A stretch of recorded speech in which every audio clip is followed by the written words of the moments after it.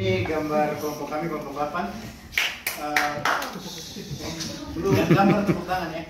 Jadi bagi kami misiologi itu proses dan kami mencantumkan itu dalam metamorfosis, khususnya di sini kupu-kupu.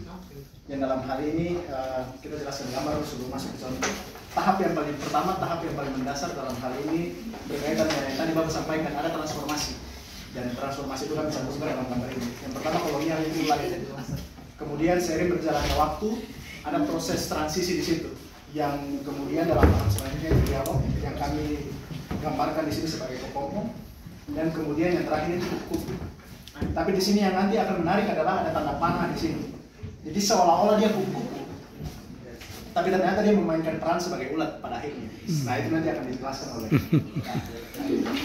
Jadi pada intinya memang sulit untuk mencabut sesuatu yang telah tertancap kuat, yaitu pandangan misi tentang yang kolonial tadi. Jadi bahwa anggapan Kristus adalah satu-satunya jalan atau truth claim di dalam kekristenan itu tertancap kuat sekali. Jadi apapun model pengembangan misi, bahkan sampai ke misi yang sangat-sangat oke, ciamik begitu ya, seperti kupu-kupu baik, mendirikan mungkin ada panti asuhan, panti beda untuk bagaimana menyuarakan kabar baik itu bisa didengar oleh semuanya, tapi pada ujung-ujungnya sama, balik lagi ke kolonial, ya kan nanti bisa jumlah-jumlahnya nambah satu. Jadi ada pamrihnya di dalam melakukan sesuatu yang baik. Kira-kira begitu.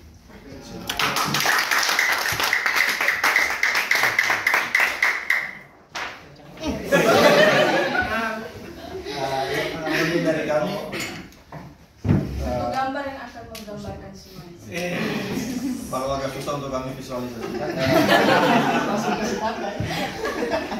Kurang lebih gambar ini menunjukkan bahwa ketiga model misi itu sejujurnya ada dalam realitas itu. Dia bukan berarti sudah ada yang interdisiplin lalu yang kolonial itu hilang.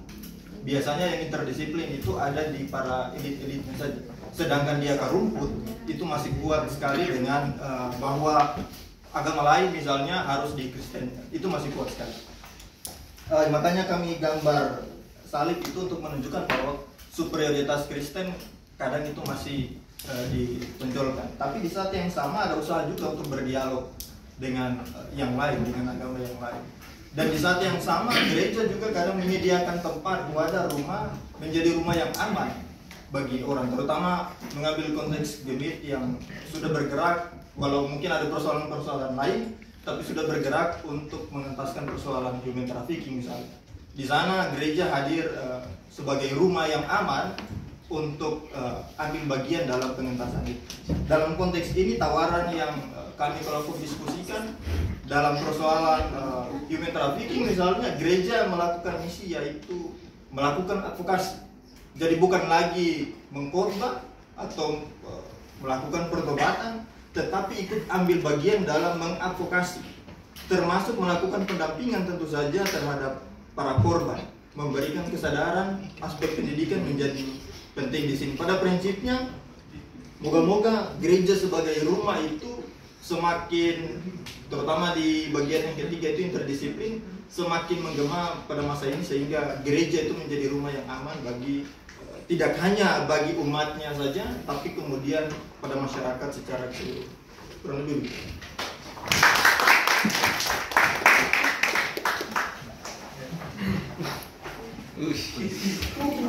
Oke, baik, terima kasih. Terniat sih, kata aku terniat sih.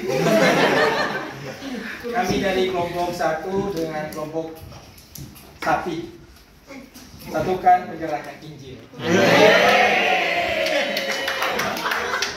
Nah, ketika yang pertama bahwa di dalam konteks kolonial, kelompok sependapat bahwa dalam masa-masa kolonial sampai pun saat ini masih terasa di dalam kehidupan bergereja. Dalam artiannya bahwa masih banyak gereja yang berporos kepada uang, kekuasaan, bahkan kristenisasi begitu.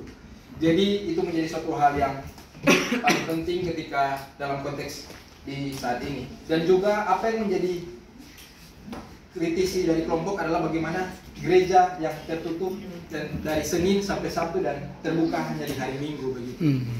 Itu tidak bisa dipungkiri, itu adalah suatu realitas sosial yang dilihat kelompok.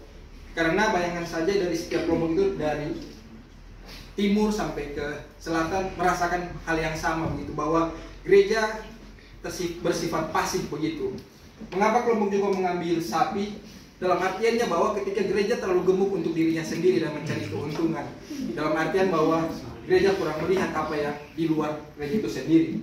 Dan juga kelompok melihat bahwa gambar bumi dan tanah ini melambangkan suatu bagaimana gereja harusnya peduli.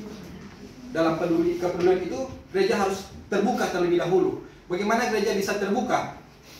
Bagaimana gereja bisa peduli kalau dia tidak terbuka begitu? Dan pada akhirnya ketika gereja masih merasakan konteks-konteks kolonial secara tidak langsung pun, gereja tidak akan berperan secara teologi sosial di dalam kehidupan bermasyarakat. Dan saya tambahkan juga dari sama seperti dijelaskan Vilo, gereja itu diibaratkan seperti sapi, harus gemuk. Jadi seperti sapi, punya aset, kemudian 3G yang dibawakan oleh kolonial, gospel, glory and gospel, sepertinya masih tertanam sampai sekarang ya. Gereja harus punya aset, kemudian gereja harus memikirkan finansial para pelayan, karena para pelayan ketika dia tidak seperti sapi gemuk, secara finansial dia akan merengut karena dia takut tidak gemuk. Lalu kemudian gereja yang tertutup, Senin sampai Sabtu dia tertutup, Minggu dia terbuka. Maka gereja bukalah pintunya, gereja bukalah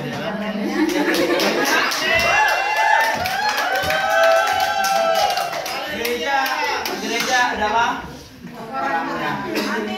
Orangnya yang mana? Kita.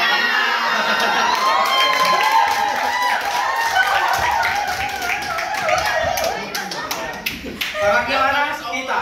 Maka kalau kita orangnya satukan pergerakan Injil.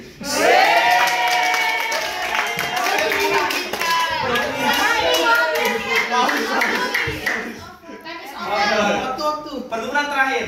Gereja itu ada planting church, seperti Tim More katakan dalam teorinya. Gereja hanya penanaman gereja. Ketika dia bermisi, yang penting gerejanya berdiri. Jadi bumi karena nanti akan tertutup dengan gereja. Yang penting kamu tersenyum dan kamu berdoa.